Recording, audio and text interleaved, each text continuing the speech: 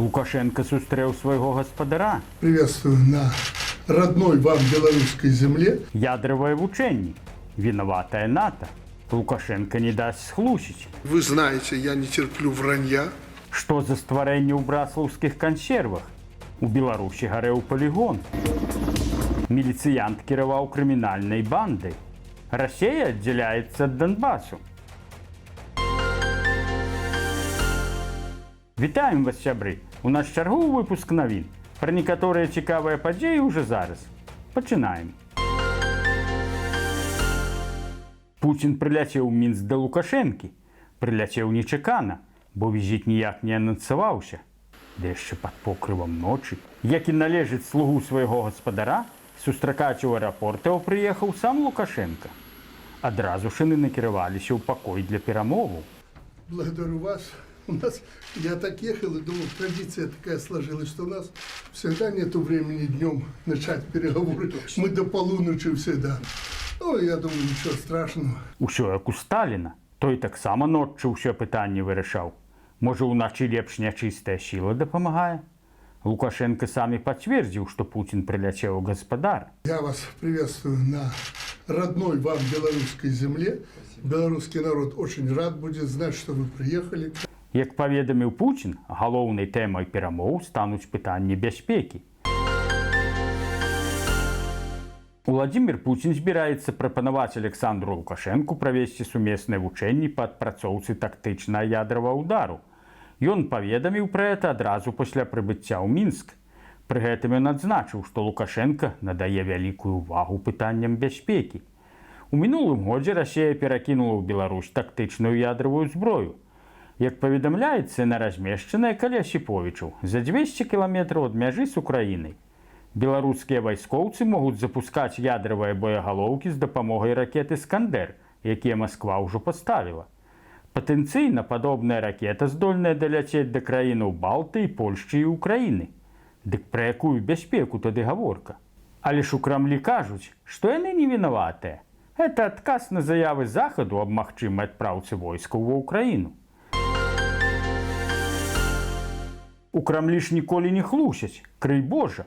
Тут яны з Лукашэнкі прыклад бяруць. Той таксама ніколі не в рот. Пра што нядаўна і заявіў, прызначаючы новага начальніка генеральнага штабу сваіх узброеных сіл.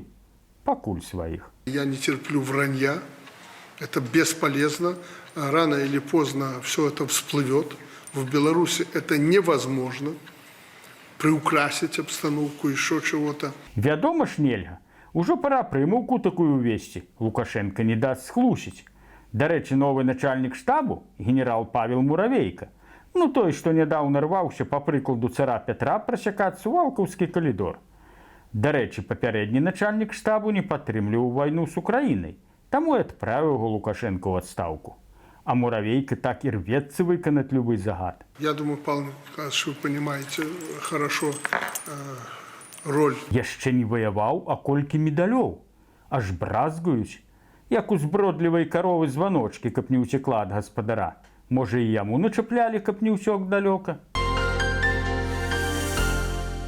Не паспелі Лукашенко з Пуціным, ці Пуцін з Лукашэнкам распачаць свае ядравыя вучэнні, як на захадзе Беларусі загарэўся палігон. І натаўцы тут ні пры чым. Па папярэдніх звестках на палігоне загарэлася сухая расліннасць. І патушыць ачаг узгарання ўласнымі сіламі ваякам не ўдалося.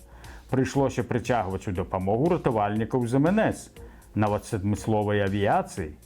Сумеснымі намаганнямі дзесяткаў людзей і 3 верталётаў пажар удалося пагасіць. Ці расліннасць сама загарэлася, ці які зламычнік падпаліў, невядома.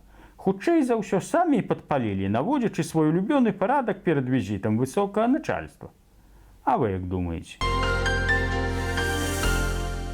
Адразу прыйшоўшы да ўлады, Лукашенко аддаў лепшыя кавалкі дзяржаўнай уласнасці кіраўніцтву справаў прэзідэнта. Доўгі час прадпрыемства «Браслаў-Рыба» падпарадкоўвалася кіраўніцтву справаў прэзідэнта. Потым ці то рыбы меней стала, ці то грошы менш стала прадпрыемства прыносіць, і яго аддалі ў падпарадкаванне глыбоцкаму малочна-кансервнаму камбінату. Таму што згушчонку робіць. Хаця як спалучаюцца малако і рыба, ведаюць хіба толькі ў тым жа кіраўніцтве спраў Лукашэнкі. Пэўна так, як гэтае невядомае стварэнне з рыбай. Знайшлі это ў бляшанцы з кількай, як у Пушкіна. Ні мышонка, ні лягушку, а неведаму звірюшку. А можа, это якое невядомае марское стварэнне ў абыход санкцыі туды паклалі? Толькі ці ядомае? А вы як думаеце? Нядаўна міліцыянты пахваліліся тым, як на Гомельшчыне затрымалі банду, што займалася рабаваннем фураў. Затрымлівалі іх па ўсіх правілах жанру з падтрымкай амапаўцаў пры ўчыненні зламыснікамі чарговага рабунку. В ходе совместных мероприятий сыщиков из МВД, УВД Гомельщины и Реческого РОВД при силовой поддержке ОМОНа с поличным задержана группа лиц, которые подозреваются в кражах из больших грузов на стоянках вдоль трассы Брест-Гомель. Фигуранты – 5 жителей Орши в возрасте от 34 до 51 года. Они промышляли в Брестской, Могилевской, Минской и Гомельской областях. Дзейнічалі зламыснікі ноччу, прыхапіўшы з сабой балаклавы і радыёстанцыі. Пакуль кіроўца спаў у кабіне, бандыты ўзламвалі грузавы аддзел, перагружалі тавар у свой мікрааўтобус, пасля чаго хутенька пакідалі месца рабунку.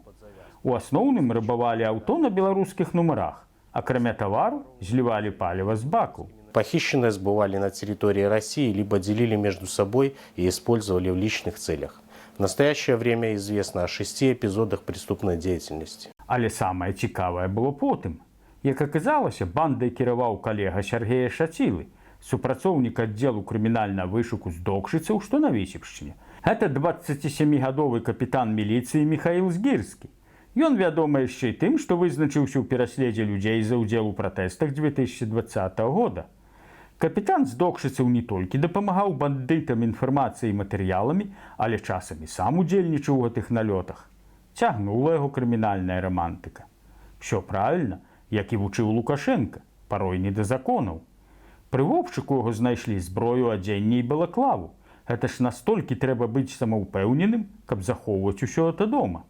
Зараз у докшыцкім пастарунку правяраюць калег Згірскага на дачыненне да гэтага злачынства. Нават галоўнага міліцыянта ў Докшыцах замянілі, пра што паведамляе сайт райвыканкаму. Крымінальная справа знаходзіцца на асаблівым кантролі ў кіраўнікоў Міністэрства ўнутраных спраў, следчага камітэту, Генеральнай пракуратуры і КДБ. Але ці будзе ім калі яе расследаваць, бо яны ж занятыя пераследам за пратэсты. Пакуль розныя эксперты ды палітолагі спрачаюцца, анексуе Пуцін Беларусь ці не, ад Расіі вырашылі аддзяліць акупаваныя раёны Донбасу. Растоўскі губернатар Васіль Голубеў паведаміў, што на мяжы вобласці з ДНР і ЛНР усталююць 5-кіламетровую паласу, аналагічную памежнай зоне. Знаходжанне і перамяшчэнне ў асобай зоне магчымае толькі пры наяўнасці дакументаў, якія сведчаць асобу. Акрамя таго, у 100-метровай зоне забаронена знаходзіцца без папярэдня за 12 гадзін апавяшчэння памежнага ўпраўлення ФСБ Расіі па вобласці, напісаў губернатар у сваім тэлеграм-канале. Па яго словах, гэта мера створыць умовы для аховы ад розных тэрарыстаў ды экстрэмістаў і іх памагатых, а таксама спыніць незаконнае перасоўванне зброі на тэрыторыю вобласці. Працягласць мяжы вобласці з самаабвешчанымі так званымі народнымі рэспублікамі складае больш за 600 кіламетраў. Дык Пуцін жа яшчэ ў 2022 годзе аб'явіў гэты рэгіён часткай Расіі, а цяпер ад яго адгароджваецца? І хто ж напладзіў там тых тэрарыстаў? Не Украіна ж?